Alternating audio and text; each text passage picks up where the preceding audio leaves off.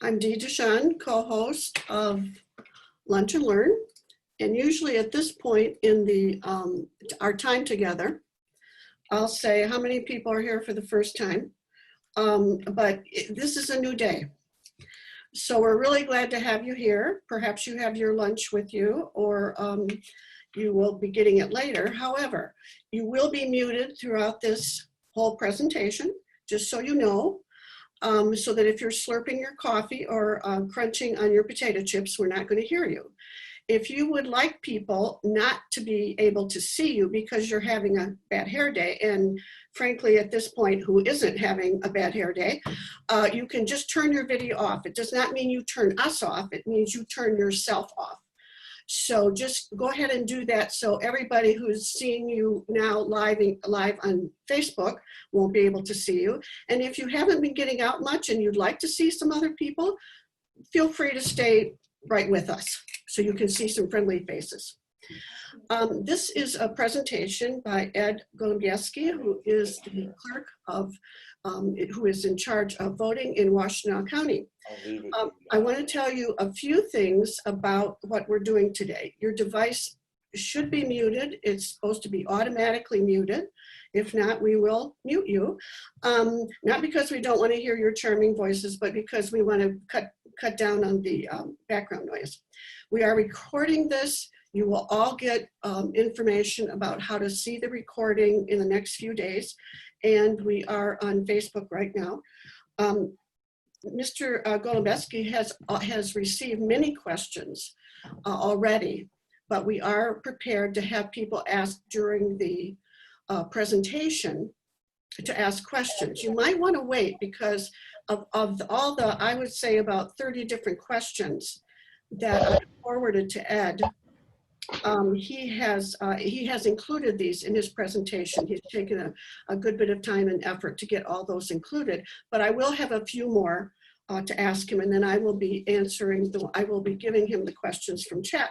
If we don't get to all of them today by 1 o'clock when we'll be finished, we will make sure that Ed has a chance to respond to those, and we'll get that information out to you via email. Again, if you want to ask a question, type it in chat box. If you're not sure what that is, you can always, you have my email address, you can always send it to me and I'll make sure it gets to Ed. We're really happy to have you here today. Let me just say a couple of words about partisanship and nonpartisanship. The League of Women Voters of the United States is a nonpartisan voter education organization encouraging informed, active participation in government. It is the League's position that voting is a fundamental citizen right that must be guaranteed.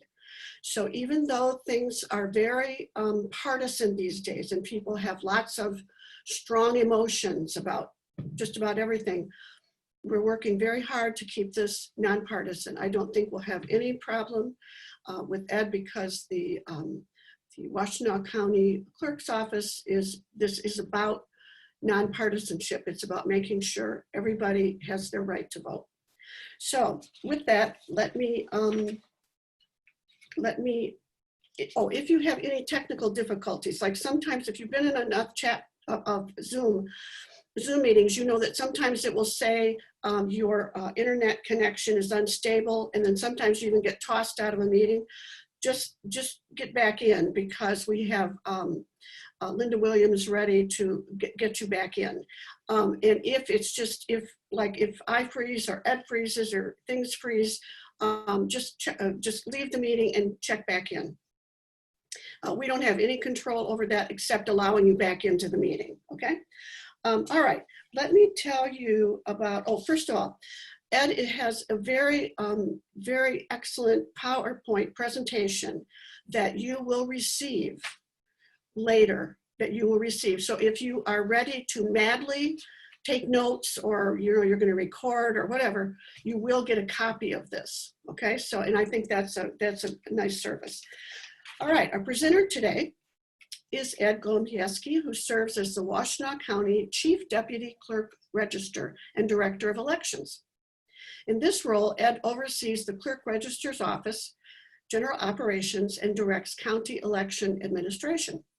This work includes ballot programming, election inspector and campaign finance training, receipt of candidate filings, facilitating the canvass of election returns, and if that isn't enough, he also coordinates administration responsibilities with the county's 28 city, township, and village clerks. Prior to his work at Washtenaw County, Ed served as deputy city clerk in the city of Ypsilanti for 4 years, where he was responsible for election administration. Ed earned a Bachelor of Business Administration degree from Eastern Michigan University in 2005. And in case you're concerned about that pennant right behind him, that is not Michigan State. It is Eastern Michigan. Rah, rah.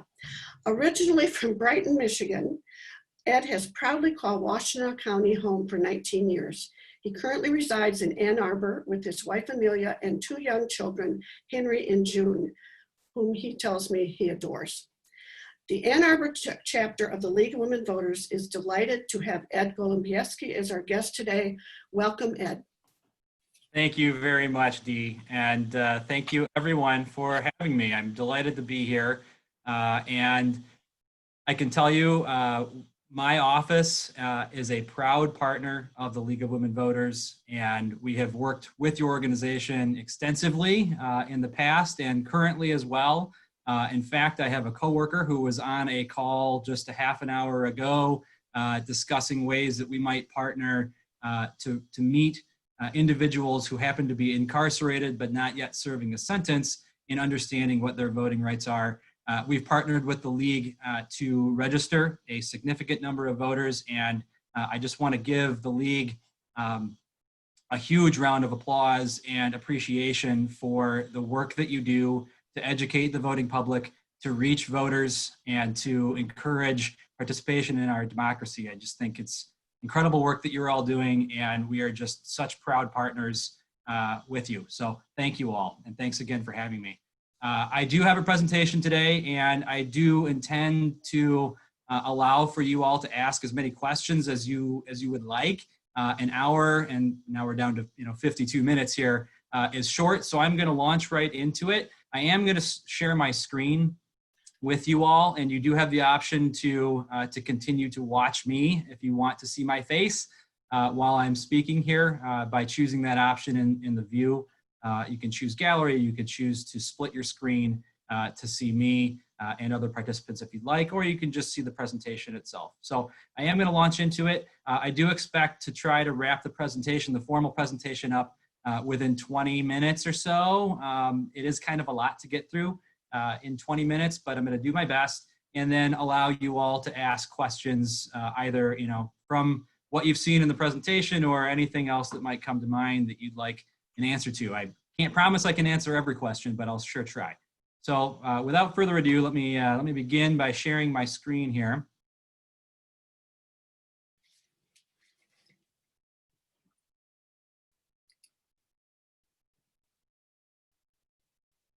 So before I delve too far into the specifics about what election administrators in Washtenaw County and across the state are going to do, given the public health crisis that we all face right now, I do want to begin by presenting a bit of an overview about the expanded voting rights that we all enjoy now in the state of Michigan, that are in large part due to the constitutional amendment that was passed in November of 2018. So I'll quickly touch on that, but then we'll discuss lessons that the state and that we all have learned so far this year in how to administer elections during a pandemic. A number of jurisdictions went through elections in May, and I'll describe some of the lessons that were learned from them. It was overall a very successful administration of local special elections in May, but it happened at a time, obviously, during the pandemic here, when a number of special procedures needed to be in place. We'll talk about voting by mail, of course, the hot topic right now, and how that works here in the state of Michigan. Absent voter ballots, of course, are how we vote by mail in the state of Michigan. We'll talk about health and safety and polling locations, as well as the absent voter count boards that are going to be established and used across the county and state. Federal funds for election administration, election inspector recruitment and training, which is needed just as much now, maybe even more than ever, as we will be planning to open polling locations and staff absent voter count boards across the state. We will need poll workers to be able to help with that. We'll talk about election security, the outreach initiatives that we, the county, and other municipalities and the state are undertaking right now, and then of course give you a chance to answer some questions. So our expanded voting rights. In November 2018, voters overwhelmingly adopted the constitutional amendment to guarantee certain things like automatic voter registration. When you do business with the Secretary of State to obtain a driver's license or to renew a driver's license or state ID, you are automatically registered to vote unless you opt out. Voter registration can now occur up to and on election day, which is a massive change. And we saw voters take advantage of this in large numbers in the city of Ann Arbor and the city of Ypsilanti during the March presidential primary. You can now register to vote up to and on election day at 8 p.m. at the city or township clerk's office where you reside. Of course, voters now have the right to an absentee ballot for no reason or any reason at all. And we do expect voters to take advantage of that right. You, of course, have a right to a secret ballot. Military and overseas voters have the right to receive their ballot electronically 45 days prior to the election. Straight party voting has been restored, and post-election audits are now guaranteed to occur in the Constitution. We have been performing post-election audits in jurisdictions across the state for a number of years, but this is now a guaranteed occurrence. And the state is expanding the types of post-election audits that are occurring, and I'll touch on that later in the presentation. Online registration is now in effect. Michigan voters can register at michigan.gov/voter registration, and they can do so as long as they have a Michigan driver's license or state ID and know the last 4 digits of their social security number. And I'll talk just a bit more about voter registration here in a moment. First-time voters can receive an absentee ballot, even if it's the first time that they are registering, even if they have registered by mail, so long as they've done so by the registration deadline. It used to be that in order to get an absent voter ballot, you had to have voted in person or registered in person prior to making your request. That is no longer the case. Voter registration, as a reminder, can occur up to election day. There are deadlines that are associated with how a voter can go about registering. The deadline to register to vote online, by mail, through a registration drive at the Secretary of State's office, our office, the county clerk, or public services agencies is the 15th day prior to the election. Beyond that, voters can register in person at their city or township clerk's office up until 8 p.m. And of course, they can register at their city or township clerk's office in person at any point, including beyond that 15-day window. Voters who register in person within 14 days of the election can vote an absentee ballot at the clerk's office, including those voters that register on election day. And again, the registration, online registration address is michigan.gov/voter registration. Voters can go there and not need to submit a paper form to anyone through a registration drive or to a clerk or in any other way. They can register online with their driver's license or state ID and the last 4 digits of their social security number. So with that quick review about what voters can do, what rights they have, I'll jump in now and begin discussing what our preparations are going to look like, are looking like and shaping up to be across the county heading into the August primary. And we'll first begin by discussing what was learned from the elections that conducted from the jurisdictions that conducted an election during the May 2020 special elections. So across the state in May, there were 50 elections in 33 counties, 200 municipalities participated. And the way that this played out was that the Michigan Secretary of State mailed an absent voter ballot application to all of the voters that were eligible to participate. And what we saw happen, and I'll point out also that Washtenaw County we did not actually have any special elections occur in the county during May. We did have 3 municipalities or 3 districts that were planning elections, that had called elections in May, but that withdrew those plans once the pandemic came about, and they realized that they were maybe best to wait until the August election date to hold their special elections. So we didn't have any special elections in Washtenaw County, but across the state there were. And what occurred, what we experienced was high turnout relative to the type of elections. Again, these were special elections, for the most part, proposals that, millage proposals, local issues that were held in various areas of the state. Turnout was about 25%, which of course does not sound like a very high number, but relative to the type of election and the season in May, it was very high, and in fact, record-breaking. Voters overwhelmingly chose to vote by absent voter ballot. 99% of ballots cast were absentee ballots during the May election. And voters still had the ability to go in person to their polling location or to a polling location. There was at least 1 polling location open in every city and township that had an election. And in those polling locations, there was personal protective equipment provided to poll workers to keep them safe, and social distancing practices followed and guidelines followed to make sure that that voters were spaced properly, and that election workers, poll workers, were spaced properly to keep everyone safe. Of course, again, only 1% of ballots cast during the May special elections were in person. The remainder of them were voted by absentee ballot. So what happened was the election was well administered. Voters, again, had the option to vote in person at polling locations. Some of them chose that option. The vast majority chose to vote by absentee ballot. Clerks were up to the task. The elections were well run, and that leads me to have great expectations and every bit of confidence that August and November can and will be similarly well run by our city and township clerks, by our county clerks across the state, here and elsewhere, and by poll workers appointed to work in all of the various precinct boards and absent voter count boards. Absentee voting is what we are recommending voters take advantage of. It is safe, it is convenient, and it is secure.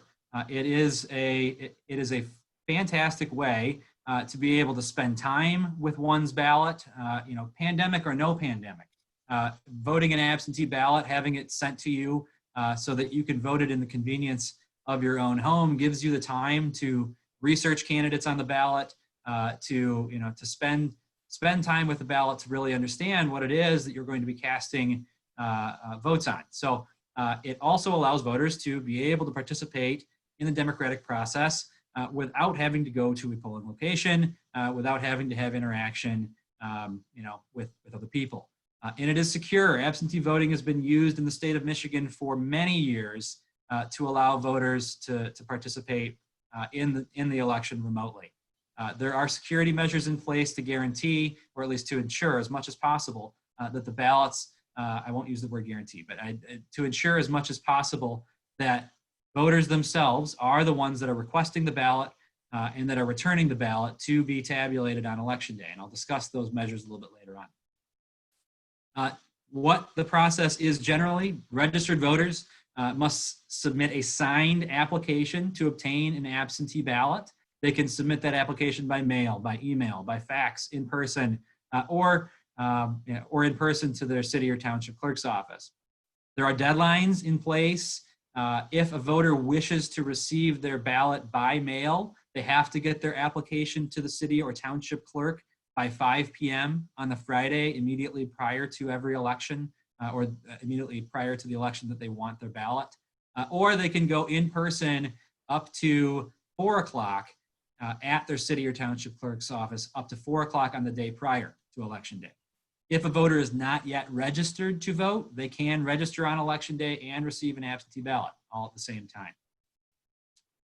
Voters have to submit an application for each election that they want to receive a ballot for, with the exception of military and overseas voters who can basically put in an application that's valid for an entire year.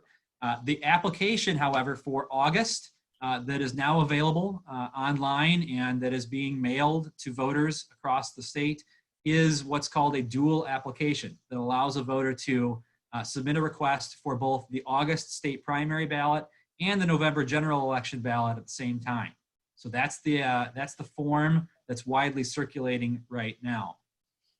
Voters who register again on election day can get their absentee ballot at the same time. Ballots must be delivered to city and township clerks by 8 p.m. on election night. Right now, there is no allowance for a postmark date to be considered valid. The ballot must be received by 8 p.m. on election night. And as a reminder, every single city and township clerk in the state of Michigan is open on the weekend prior to receive voters in person to obtain an absent voter ballot. Most of the time they're open on Saturday, but they are in some cases open on Sundays as well. I expect that especially prior to the November general election ballot, clerks here in Washtenaw County will be open a majority, of normal business hours, I guess, on the weekend prior to that election. So you can go in person and get your ballot the weekend prior to the election. Absent voter ballot applications. So as I'm sure everyone is aware, the Michigan Secretary of State has announced plans to send an absent voter ballot application, not the ballot itself, but the application, to every registered voter that wasn't already going to receive an absent voter ballot application in the mail. Again, the applications that are being sent are dual applications that allow for a voter to request both an August and a November ballot using one form if they would like to do so. They could also just request a ballot for August if they would prefer to do that. And the voter can, of course, decide whether they want to submit that application at all in the first place. Voters are not obligated to return the absent voter ballot application. They can do so if they would like to receive the absentee ballot. Voters that are on the permanent absentee voter list that is maintained by every city and township clerk here in Washtenaw County and by most clerks across the state, but not all, are already going to get an absent voter ballot application in the mail. Those applications are sent by clerks, by the city and township clerk, to voters who have already declared that they want to be on the permanent absent voter list. And the voters that are not on the permanent absent voter list can make a request to do so, to be placed on that list by contacting their city or township clerk directly, or in Washtenaw County by visiting washtenaw.org/voters, or the city of Ann Arbor by visiting a2gov.org to place themselves on the permanent absent voter list. So again, voters that are on that permanent absent voter list are going to receive an application prior to every election from their city or township clerk. Prior to this upcoming August primary election, the Secretary of State is mailing an application for an absent voter ballot to the remainder of the registered voters in the state. And in Washtenaw County, it's about 12 or 13% of voters that are on their permanent, their city or township clerk's permanent absent voter list. So the balance of those voters will receive an application in the mail soon from the Michigan Secretary of State. The process by which a voter receives an absent voter ballot, first, of course, these ballots are open only to registered voters. They make a signed request for their ballot. They send that to their city or township clerk by some method, including email or fax if they would like to take advantage of that. The city or township clerk receives the application and they process it immediately. What they do is compare the signature that's on the application for the absent voter ballot to the voter's registration record. And then they issue a ballot with a unique number on it that's issued only to that voter. The clerk sends the ballot by mail or hands the voter the ballot if they've come in person. And no one other than the voter themselves is allowed to retrieve an absent voter ballot. You can't go pick up your spouse's absentee ballot for them. The person making the request for an absent voter ballot is the one that will receive the ballot, or with the exception, of course, for election officials that can provide the ballot directly to the voter, or United States Postal Service employees or other folks that are normally engaged in the business of handling election mail. The voter will receive their ballot, they'll mark it, they'll place it in the return envelope, they sign the return envelope, and provide it back to the city or township clerk. Ballots, again, have to be received by the city or township clerk's office by 8 o'clock on election day. Only a voter, a family member, or a person residing in the voter's household, or a mail carrier, or election official is authorized to deliver the voter's voted absentee ballot back to the city or township clerk. When the clerk gets the ballot, they check the signature once again against the voter's registration record, and then deliver the ballot to be counted, to be tabulated, to the precinct election inspectors or poll workers, or to the absent voter count board if they are using one, so that the ballot can be tabulated on election day.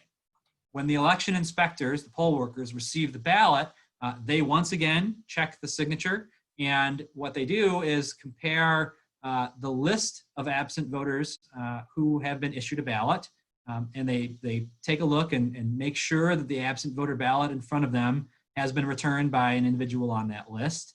They then open the return envelope and check that the ballot stub number matches what was recorded by the clerk as having been issued to the voter. And then they take the ballots out.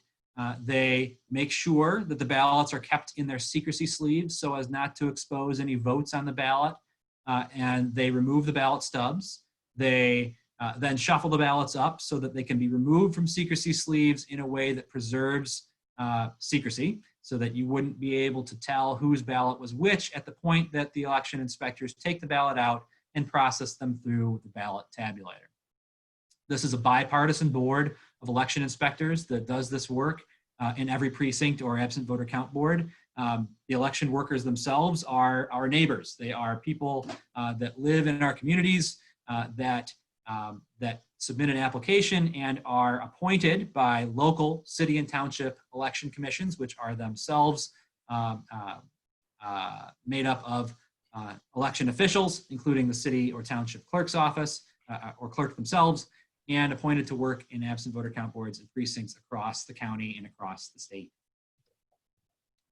This year and always, we are about accuracy, and given the fact that we expect voters to be taking advantage of their right to vote an absent voter ballot for any reason or no reason, and given the public health concerns with going out and visiting polling locations, we expect voters to take advantage of an absentee ballot, to avail themselves of that option.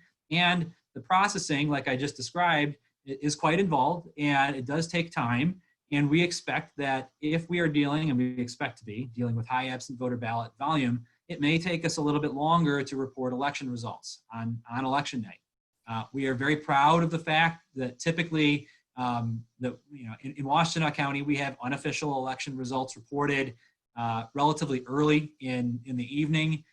It's usually known more or less, we see 90% of precincts returned by around 11 o'clock or midnight during a busy election. And we do expect that it will take longer for our absent voter count boards across the county and the precincts to count and tabulate all of those absent voter ballots. So we do want to set the expectation that what we're looking at here is accuracy and not necessarily speed. We want to be reporting our unofficial results as quickly as possible, though it might take us a little bit longer this time around to be able to do that. There are a number of bills pending in both the State House and the State Senate that would impact how city and township clerks and how election inspectors are processing absent voter ballots.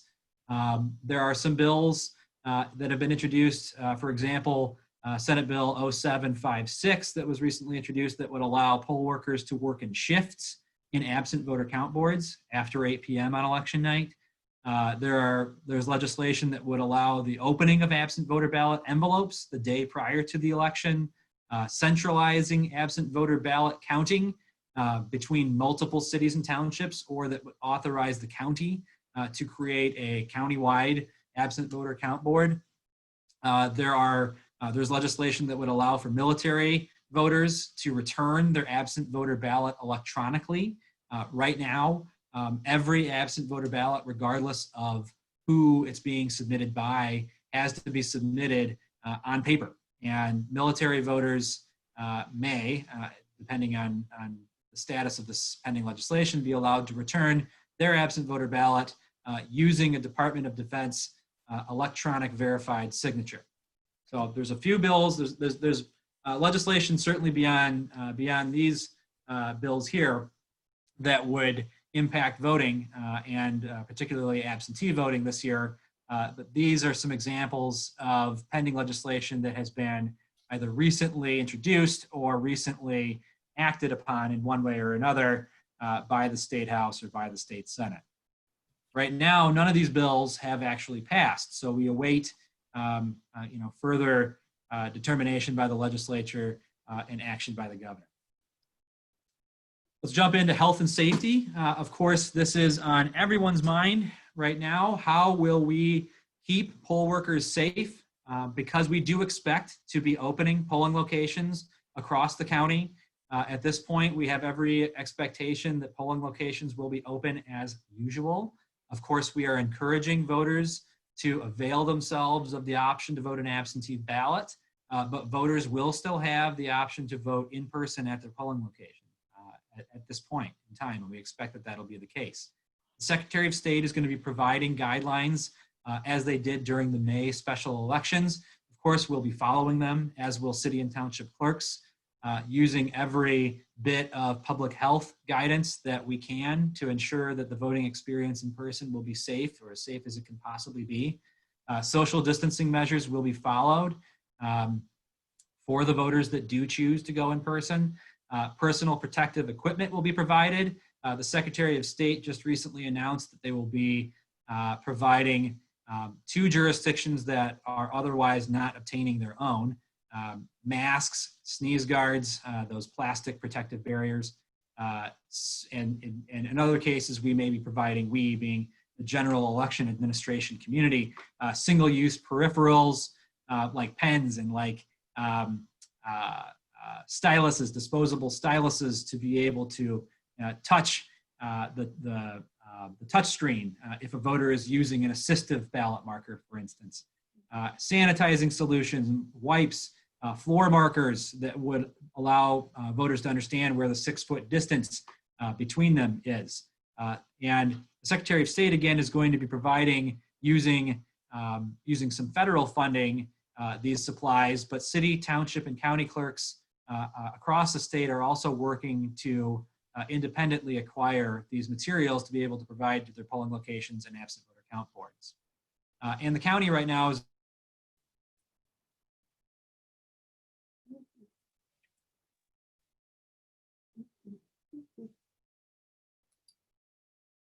this protective equipment. So the bottom line here is that we are very conscious of the need for safety and are taking steps across the election administration community to be able to have safe in-person voting where voters are choosing it. Federal funds for election administration, the Coronavirus Aid, Relief, and Economic Security Act, CARES, as it's called, is available, and the state is in possession of federal funding right now and is using it to extend personal protective equipment, of course, and is also exploring how to potentially use it to expand grants for additional voting devices, for instance, because we expect to need them to process high numbers of absentee ballots. The funding is available to the state and local governments with a population of 500,000 or more. So unfortunately here in Washtenaw County, we are not able to access CARES funding, though we are a beneficiary of it indirectly, of course, through the state. Again, the Secretary of State's using it right now and exploring the different ways that they might expand upon the use of the CARES funding. We are, again, in need of poll workers for both in-precinct voting at the polling locations across the county, and at absent voter count boards. There are opportunities everywhere, particularly in the more populated areas of the county. We expect that there are a number of folks that we have relied on to serve as poll workers for many years that may be in higher risk groups that may wish to refrain from serving at the polls this year. And we need a contingent of folks available to serve. There are going to be remote training options that the county will provide and that cities and townships here in Washtenaw County will provide. We expect to be using a platform probably like Zoom to conduct webinar style training for the poll workers that will be hired. We'll be able to incorporate things like videos that show very close up what the procedures are and how to operate voting equipment. We'll of course still have the option for voters to interact with us. We don't want to take that away. Our election inspectors, I think, get a lot out of the trainings that we have provided in the past by being there in person to ask questions and to interact with one another and share best practices. Our poll workers will still be afforded that opportunity in our remote trainings, like this one, where we can interact with one another and ask questions. But also, remote training provides us with some additional flexibility that we're excited about. Again, we can reach people where they are a bit better. We can expand the different types of education that we're providing. We could tailor classes a little bit better to the needs of the audience. So we are, actually quite excited about providing remote training to our poll workers. And poll workers, again, are needed everywhere. Any registered voter can serve as an election inspector or a poll worker, as can individuals that are age 16 or 17. So this is a fantastic opportunity for those that are younger to get involved, to make a difference, to gain experience, and to understand and learn about the democratic process and the election administration process that we all go through. There's a lot of work that happens sort of behind the scenes that is not understood widely, and serving as a poll worker can be a great opportunity to learn about the work that election administrators do, and really to contribute to one's community firsthand. It's a fantastic opportunity, and we encourage anyone that is interested in becoming a poll worker to visit washtenaw.org/pollworker and tell us about their interest. And of course, we encourage you all here to circulate that information widely. Let folks know that you may be aware of that want to make a difference this year, to go to washtenaw.org/pollworker and indicate their interest to us. And we will connect those people with a city or township clerk so that we can begin that conversation and bring those folks into the fold so that they can serve as poll workers this year. Election security, of course, is also on all of our minds and is a critical issue that election administrators face here in Washtenaw County and everywhere. In Michigan, across the state, we are very fortunate and proud to use paper ballots, which can be audited, which can be recounted after the election, and afford a paper trail that is very secure. We can look inside ballot containers after the fact, again, conducting audits, conducting recounts if requested, to ensure that the accuracy of the results that were reported are in fact accurate.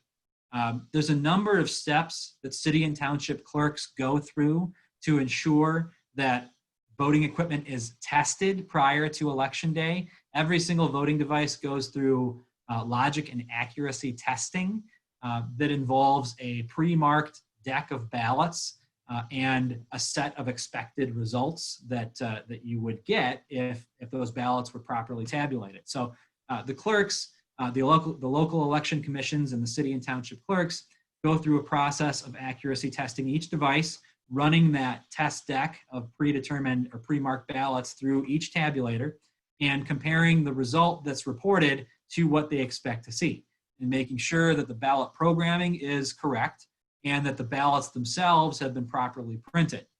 There is a public accuracy test of voting equipment, and I know that the league had a presence back in March, or prior to the March election, around the county, observing those public accuracy tests, and we welcome that presence. It's not often that the city and township clerks are visited by folks, by the public, to observe the public accuracy tests, but that's what they're there for.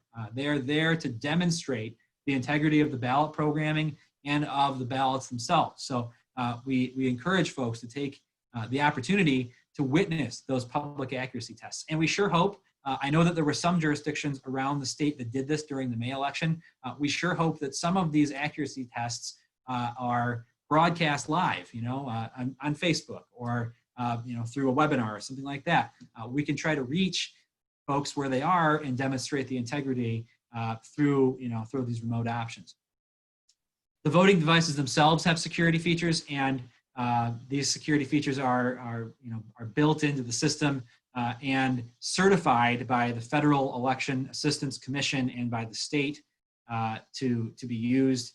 We use equipment that is secure as it can be, and we are very proud to use voting equipment here in Washtenaw County that has a number of security features, including dual factor authentication and the fact that voting equipment and ballot programming software and ballot tabulation, central tabulation software is never connected to a public or private network, and a number of other steps to make sure that the voting equipment itself is secure. We use, of course, bipartisan boards of election inspectors. County and state canvassers are appointed that are bipartisan on a bipartisan basis. There is a thorough county systems protections, testing, and contingency plan that we've developed for incidents that could occur on election day, either with reporting or otherwise. And of course, in the state of Michigan, there are performance audits used across the state to audit the procedures that clerks and election inspectors have followed. And also, more recently in the last couple of years, risk limiting audits that are being conducted that basically compare or that take a sample of voted ballots in a particular race and compare the results from that risk limiting audit to that was reported through the canvassing process, and to have a degree of confidence, a high degree of confidence, that the results reported accurately reflect the actually marked ballots. So election security, this is of course a very brief rundown because I noticed that I'm getting late here in the presentation and want to allow you questions and answers. So that's a quick rundown here of election security. It's not all inclusive, but a brief description. Some outreach initiatives that we are all taking as election administrators right now. Every city and township clerk is going through training this year, refresher training or new training if the clerk is new, and election inspectors will as well. Election inspectors by law must be trained every 2 years, and we will be recertifying a number of them this year, as well as training new election inspectors. We are conducting social media outreach for the permanent absent voter list to try to encourage voters to take advantage of signing up for that and to conduct poll worker recruitment. We are engaged in partnerships with the Michigan Secretary of State, engaged in various committees and cybersecurity partnerships as well. We've partnered with the League to conduct voter registration drives, and again, are very proud of that partnership. It's been very fruitful.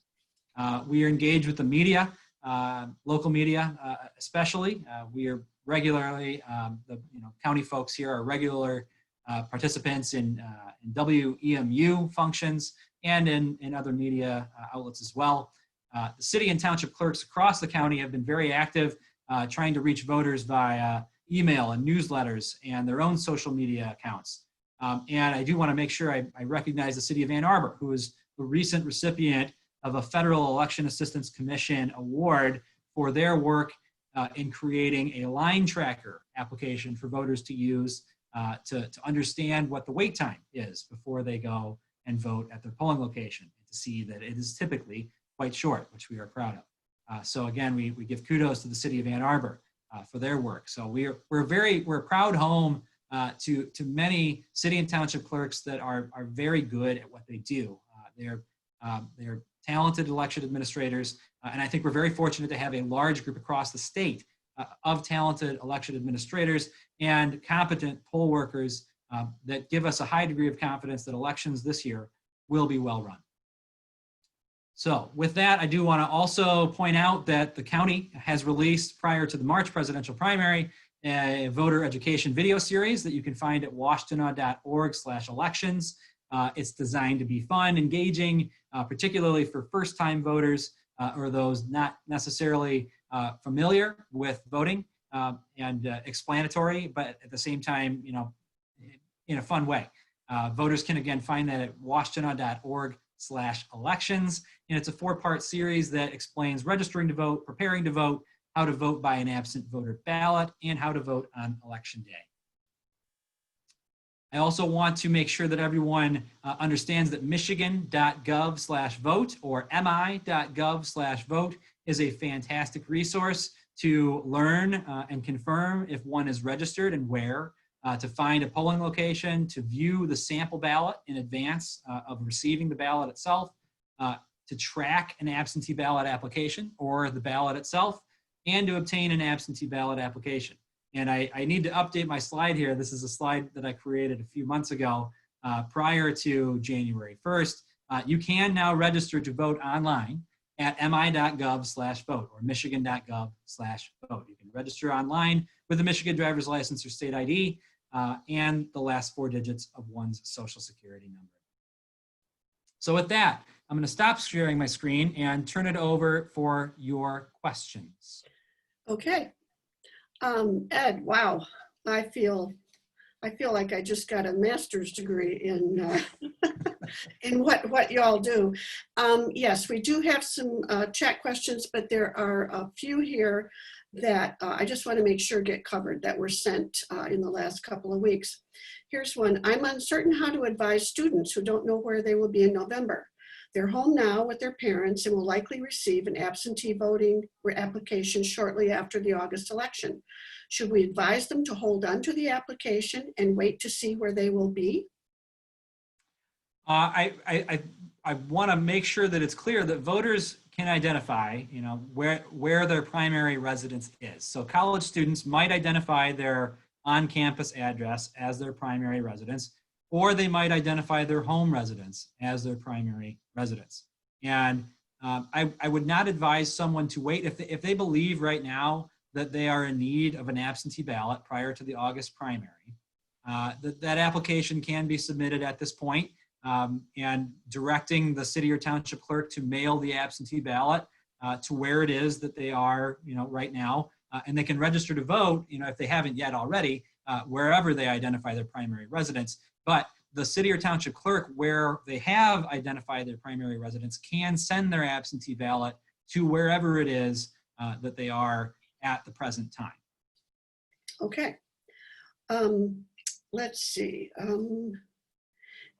Somebody wants to know when the applications for absentee ballots will be mailed.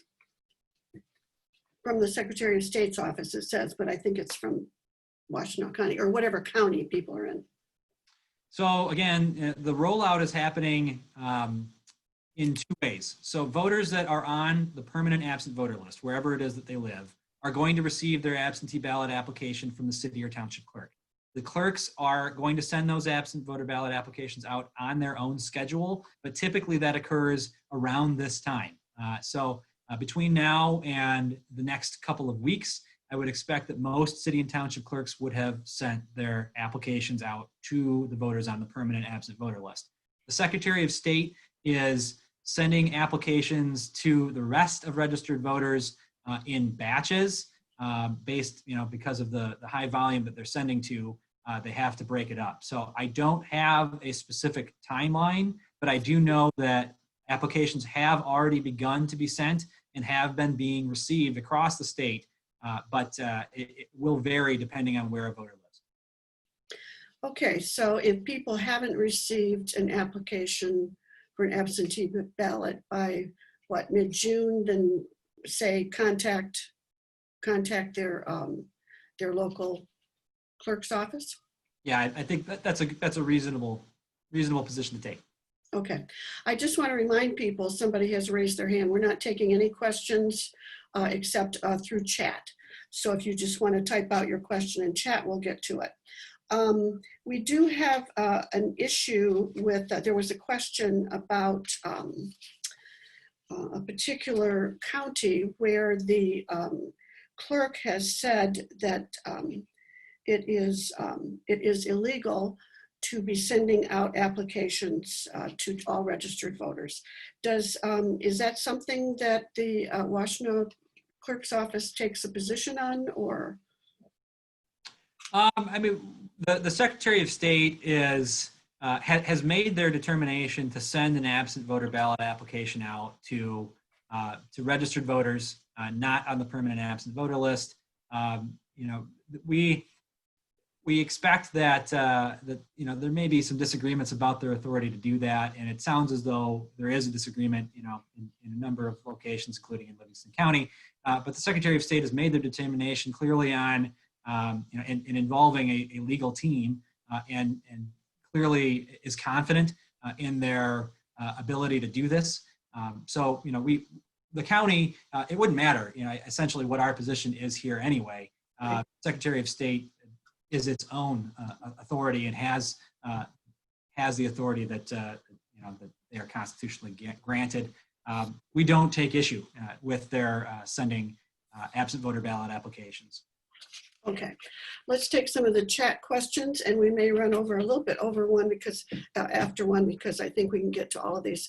Who is allowed to change the number of voting locations? Is there a state mandate, or can local election boards make these decisions? And Arbor says that they are legally mandated to keep all 53 locations open, but Ed said that the number will be reduced. What legal standards apply? No, I want to make it very clear that the polling locations were reduced in May.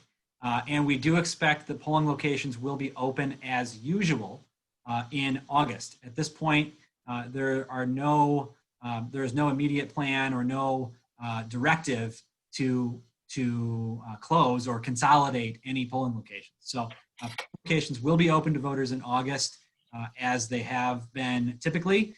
And so there's, you know, we wouldn't be in a situation at this point in time where a voter couldn't go to the polling location. Okay.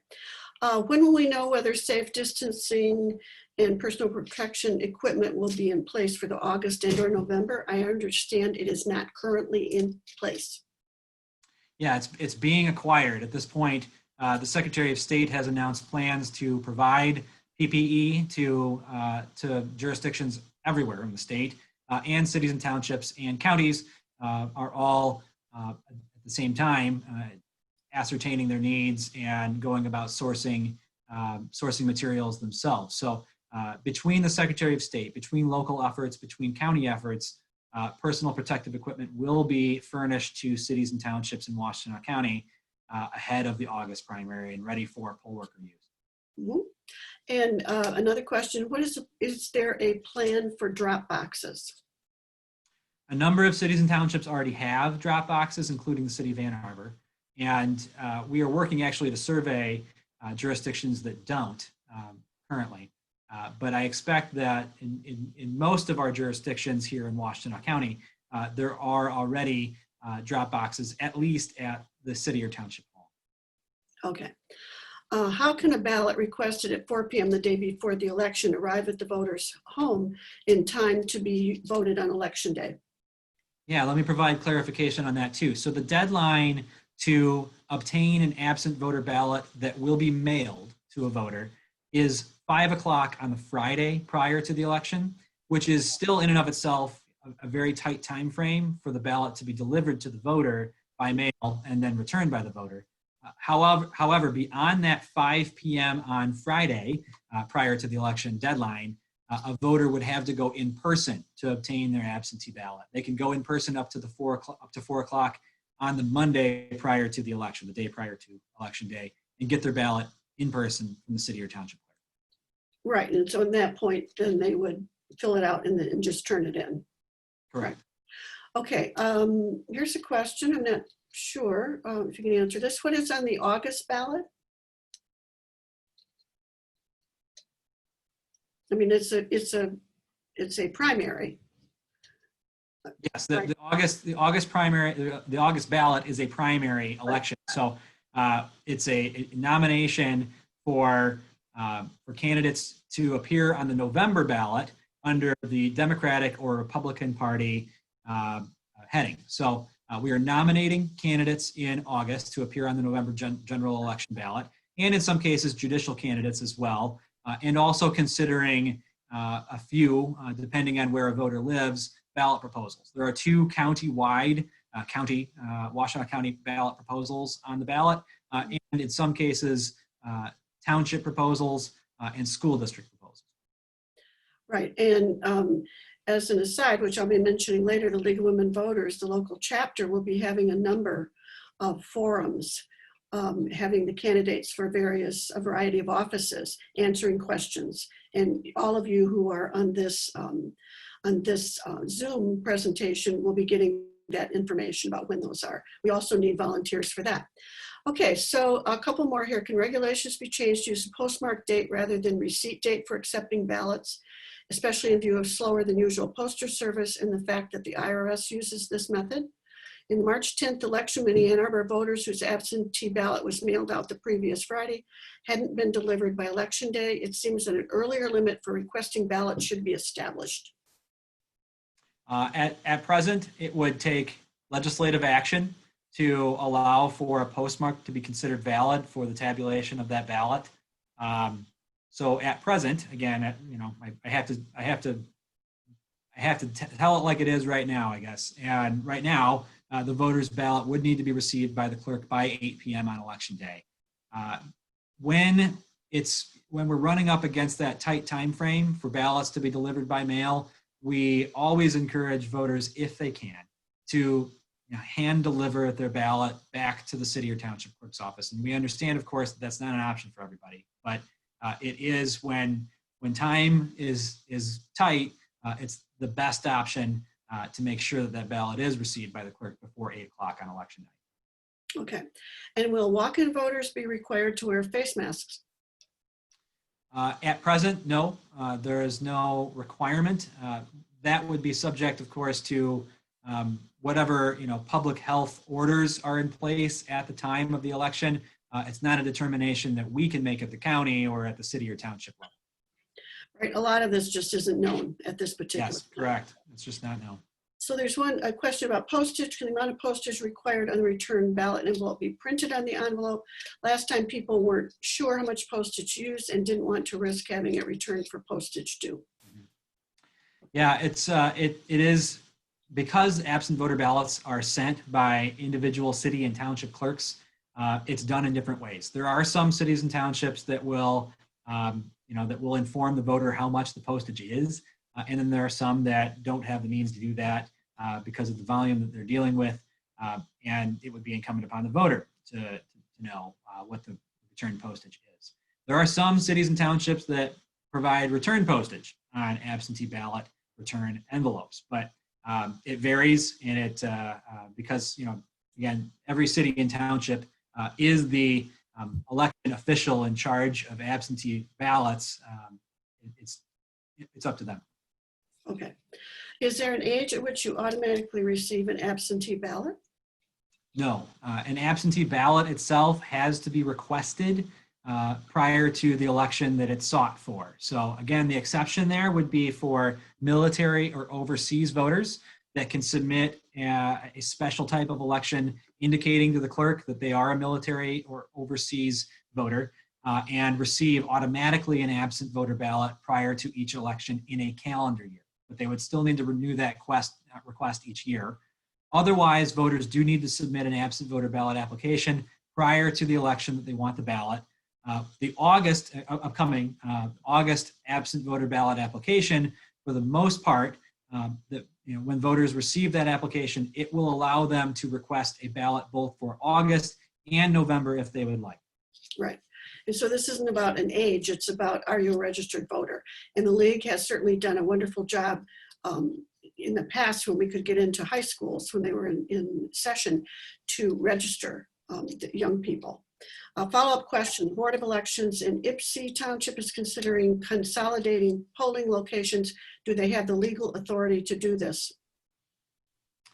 Currently not. Right now, consolidations of precincts into a single polling location is not allowed during during a state primary or a November general election. It is allowed during special elections, but the upcoming election is not one of them. So it would take legislative action to allow for that.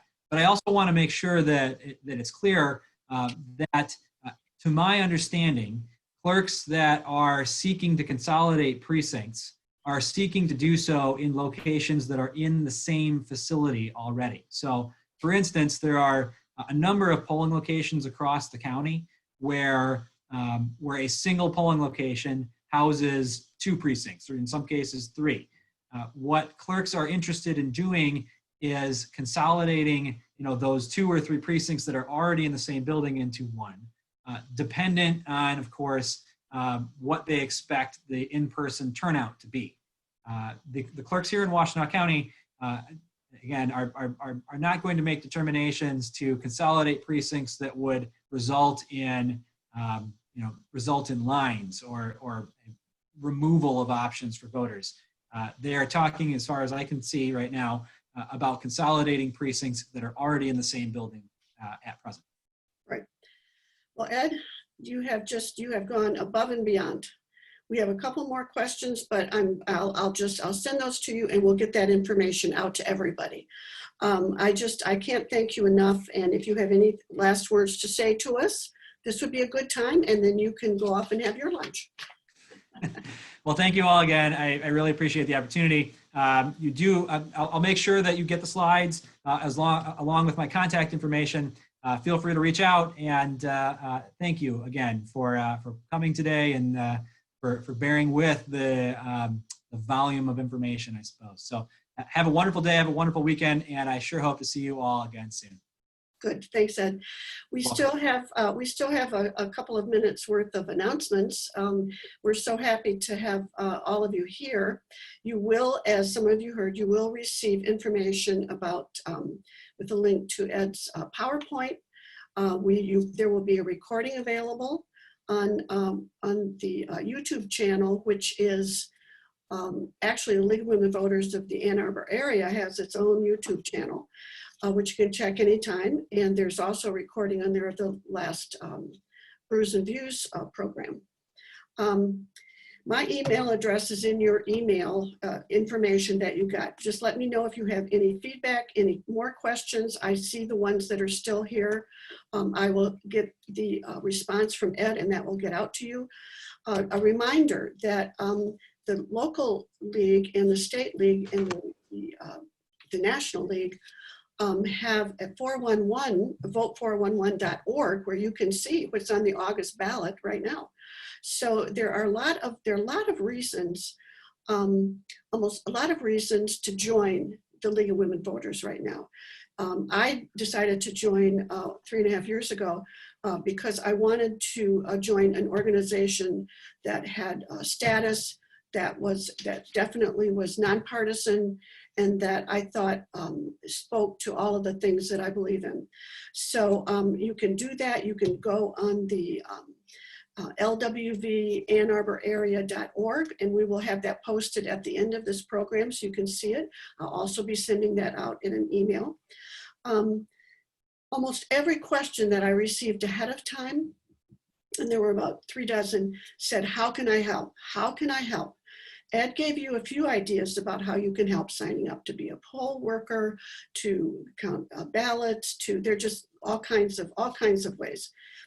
But the league the league's work is more than registering voters, which is problematic right now because we can't get out and about to things like the Ann Arbor Art Fair and to lots of other places. So we are working on the census and making sure that people have information about that. We're going to have presentations online for especially underserved populations so that they know about the importance of the census and getting that done. Many jobs are needed. Just this presentation has taken probably 12 people to help make it happen, and we can use you. We have things that we're putting on our website all the time, very specific ways to help. We have want ads that will be sent out to you that that are on constant contact, you'll be getting emails. Please pay attention if you get those from League of Women Voters. I know we're getting a lot of emails these days. I do want to say that we do have a Lunch and Learn coming up in June, on June 26th, and it's a book. It's a book, it's kind of a book club. The book is called The Gatekeepers by Chris Whipple. How the White House Chiefs of Staff Define Every Presidency. Joan Sampieri, my co-chair, will be leading that, and we hope that you can get a copy of that. Again, you'll be receiving information about that, and then we will have another Zoom presentation. That's June 26th, noon to 1. I do want to say especially thanks to our fabulous tech support today, Susan Woolley, who is Director of Communications for the local board, Shelley Shanfield, Linda Williams, and there are more programs coming up, so please watch your email. What I like to say from the local chapter is stay safe, stay well, see you next month.